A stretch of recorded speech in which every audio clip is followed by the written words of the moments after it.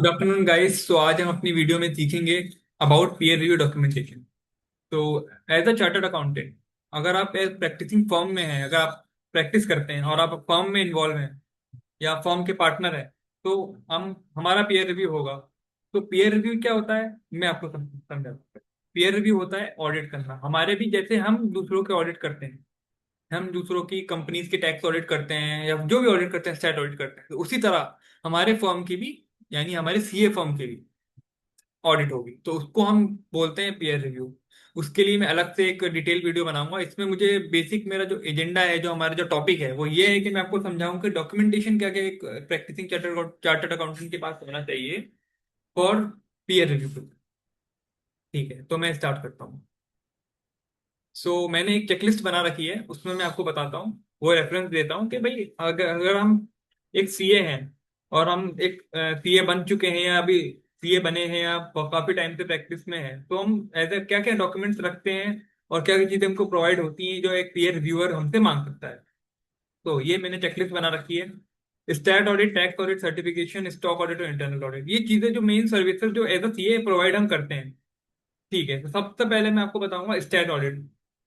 तो अगर आप एक स्टेटरी ऑडिट किसी भी फर्म की करने जा रहे हैं, किसी भी कंपनी की आप स्टार्ट करने जा रहे हैं, तो फर्स्ट चीज आपको क्या देखना है, एंगेजमेंट लेटर।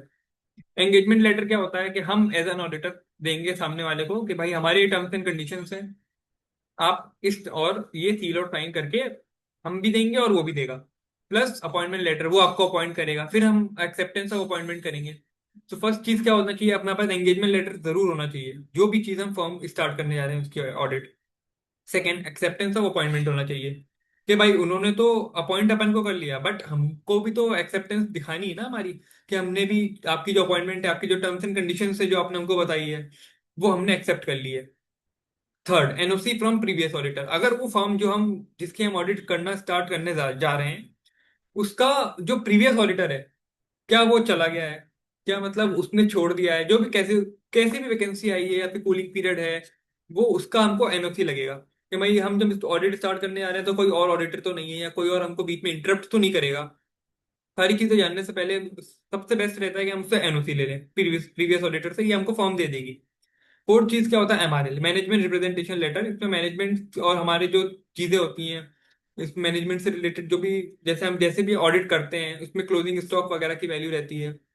और जितनी भी चीजें मैं आपको बता रहा हूँ, इन सब चीजों में क्या होना चाहिए, सील्ड और साइन विद यूडिन होना चाहिए, जिसमें यूडिन लगता है।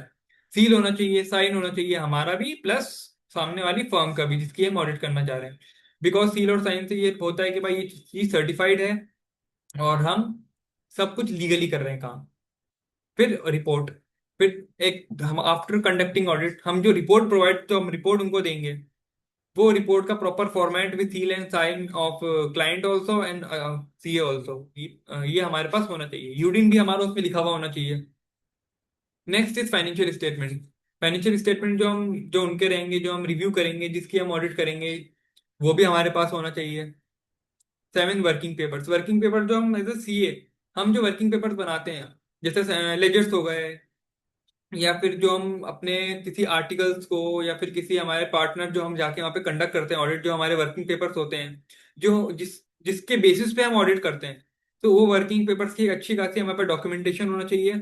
और एक ऐसा होना चाहिए, स्टेप वाइज होना चाहिए कि जैसे हमने ये चीज करी तो उसके रिलेटेड ये डॉक्यूमेंट वर्किंग पेपर है। तो सामने वाला पीयर रिव्यूअर अगर चेक करेगा तो हमको सेम उसी थिंकिंग से सोचना है कि भाई ये जैसे हम किसी की ऑडिट करते हैं तो हमको इजीली सब चीज मिल जाती है, तो हम सामने वाले क्लाइंट से मांगते हैं, तो सेम चीजें हमको भी ऐसी रखनी है कि अगर पीयर रिव्यूअर हमसे मांगे कि भाई इस चीज का क्या आपके पास प्रूफ है, या आपने ये कैसे पहुंचे इस चीज पे, आपने ये कैसे रिव्यू दिया है, तो उससे रिलेटेड हमारे पास वर्किंग पेपर्स भी होने चाहिए। नेक्स्ट चीज, इनवॉइस। आफ्टर कंडक्टिंग ऑडिट, अगर वो हमारे पे इनवॉइस बनाते हैं, तो इनवॉइस जो हम बनाएंगे, तो वो एक प्रूफ रहता है कि भाई हाँ, हम उन्होंने हमको फीस दी है और इतनी फीस दी है और हमारे ऑडिट करने पे हमको ये इनवॉइस मिला है, हमने सब कुछ लीगली किया है तब। तो ये चीज हमारे पास भी होनी चाहिए। Other other documentation not covered about, ये आप मान सकते हैं आईटीआर हो गई, या फिर कुछ अदर डॉक्यूमेंट्स हो गए, या फिर कुछ हमने किसी चीज उनके डॉक्यूमेंट्स पर साइन किया है, या हमने ऑडिट में कुछ ऐसी चीजें डॉक्यूमेंट्स उनको और प्रोवाइड करें जो सर्टिफिकेशन जो उनको चाहिए, रिक्वायरमेंट होती है, बहुत सारी चीजें रिक्वायरमेंट होती है लीगली। तो वो सारे डॉक्यूमेंटेशन की हमारे पास एक लिस्ट होनी चाहिए। एंड नेक्स्ट मैं आपको बताता हूँ स्टॉक ऑडिट में क्या होना चाहिए। स्टॉक ऑडिट में भी सेम, अगर हम किसी के ऑडिट स्टार्ट करने जा रहे हैं तो उसका एंगेजमेंट लेटर लेंगे, अपॉइंटमेंट लेटर लेंगे, एक्सेप्टेंस ऑफ अपॉइंटमेंट लेंगे। स्टॉक ऑडिट की जो रिपोर्ट जो हम पूरा प्रिपेयर करेंगे उसका हमारे पास विद सील एंड साइन हमारे पास उसका प्रॉपर एक डॉक्यूमेंट्स होना चाहिए। फिर फिजिकल स्टॉक वेरिफिकेशन के प्रूफ होने चाहिए। जैसे कि हम जाते हैं स्टॉक ऑडिट में तो हम क्या प्रूफ के लिए हम फोटो क्लिक करते हैं। हम जो हमारे जो वहाँ पे वर्किंग जो हमारे मैन हैं जो हमारे आर्टिकल्स हैं या फिर जो कोई भी हो पार्टनर हो, तो वहाँ का एक हम फोटो क्लिक करते हैं, वेयर हाउस का भी क्लिक करते हैं अगर हम, और हम खुद का भी क्लिक करते हैं कि हम वहाँ पे प्रेजेंट है और उसकी स्टॉक ऑडिट हम प्रोसेस में है या कंप्लीट हो गई है। तो उसका भी हमारे पास प्रॉपर डॉक्यूमेंटेशन होना चाहिए, चाहे वो कैसी भी पिक्स हो। फिर invoice same and other documentation जो हमने पेपर से वर्किंग पेपर्स हमने बनाए हैं फॉर कंडक्टिंग ऑडिट। नेक्स्ट मैं आपको बताता हूँ टैक्स ऑडिट का।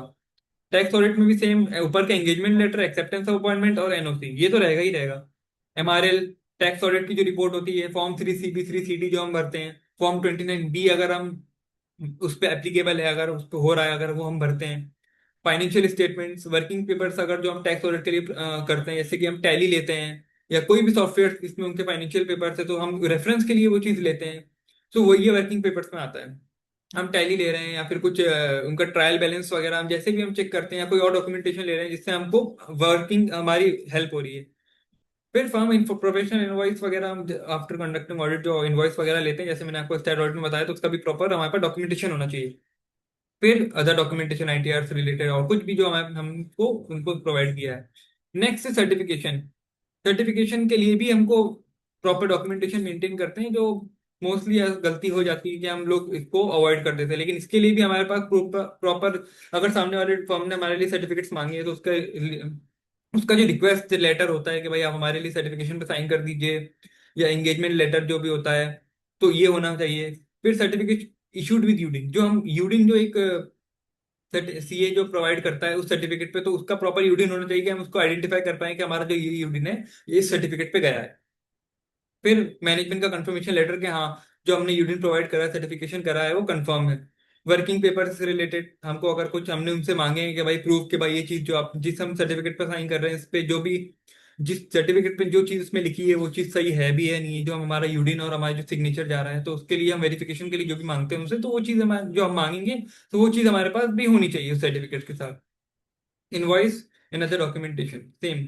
फिर हम इंटरनल ऑडिट जिस किस चीज की करते हैं उसके लिए हमारे पास एंगेजमेंट लेटर होना चाहिए, acceptance of appointment, NOC, same चीजें जो हमने अभी तक ऊपर सीखी। और जो चीज ये चीज मैंने जो आपको बताई है जिसकी हम सर्विसेज प्रोवाइड करते हैं, इसकी हमारे पास सॉफ्ट कॉपी भी हमको हमारे पास रखनी है, scanned copies with seal sign signature के साथ। और इसका हमारे पास एक ऑफिस में फिजिकल फाइल भी बनी होनी चाहिए, क्योंकि पीयर रिव्यूअर कुछ भी मांग सकता है आपके पास, यहाँ पे आके फिजिकल वेरिफिकेशन करेगा तो वो सारे डॉक्यूमेंट्स आपसे फिजिकली मांग सकता है, सील साइन, और स्कैन कॉपीज भी मांग सकता है। सो हमारे पास हमको मेक श्योर करना है कि हमारे पास जो भी चीज फिजिकली है वो हमारे पास स्कैन भी हो और हमारे पास प्रॉपर ऑफिस में भी वो चीज रखी होनी चाहिए, क्योंकि पीयर रिव्यूअर हमसे कुछ भी मांग सकता है, तो हमको सब रेडी रहना चाहिए। सो मैंने आपको मैं आप थोड़ा सा एग्जांपल दूंगा जो मैंने कंपनीज का बना रखा है।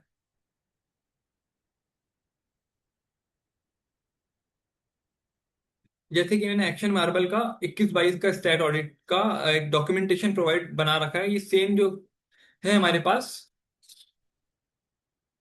ये देखिए ये चीजें मैंने इसकी बना के रखी है, प्रॉपर डॉक्यूमेंटेशन एक्शन की 21-22 की फाइल। ये चीज जो सेम फाइल है ये चीज हमारे पास ऑफिस में भी है, फिजिकली रखी हुई है। वो चीज मैंने सील साइन स्कैन करके एक अपने स्कैन अलग से बना रखा है, ताकि अगर पीयर रिव्यूअर मांगे कि भाई मुझे स्कैन कॉपी चाहिए आप मुझे ईमेल कर दीजिए, तो मैं यहाँ पे भी उसको इजीली प्रोवाइड कर पाऊँ, और हमारे पास फिजिकली अगर वेरिफिकेशन होता है तो मैं उसके लिए भी रेडी रहूँ। तो जैसे कि मैंने इंडिपेंडेंट ऑडिटर रिपोर्ट में आपको दिखा दूँ।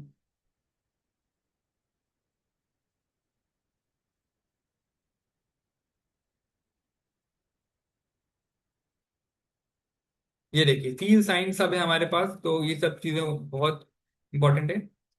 सील्स एंड डॉक्यूमेंट्स, ये देखिए पार्टनर के भी साइन है।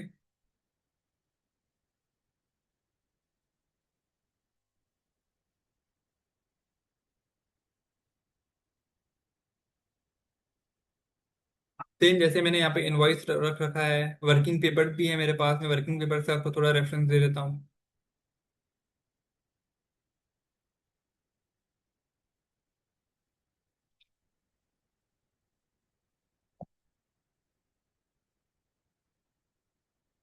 ये वर्किंग पेपर्स वगैरह जो नोट्स टू अकाउंट से।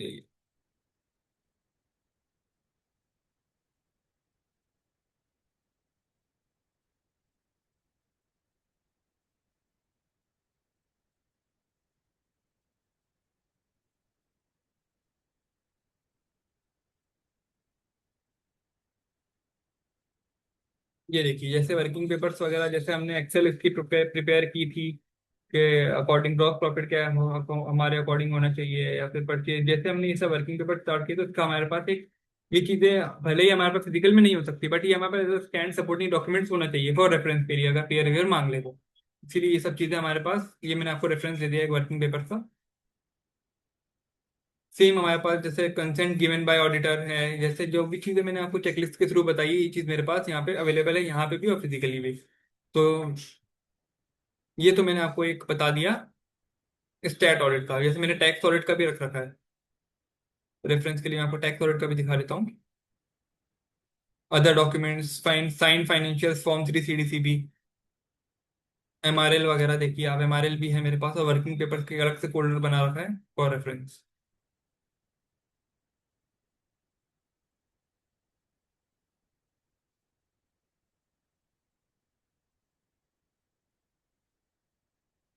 ये देखिए सील साइंड है।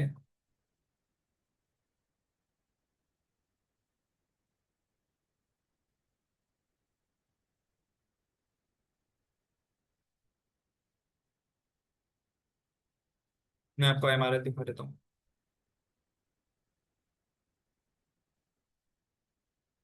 ये देखिए।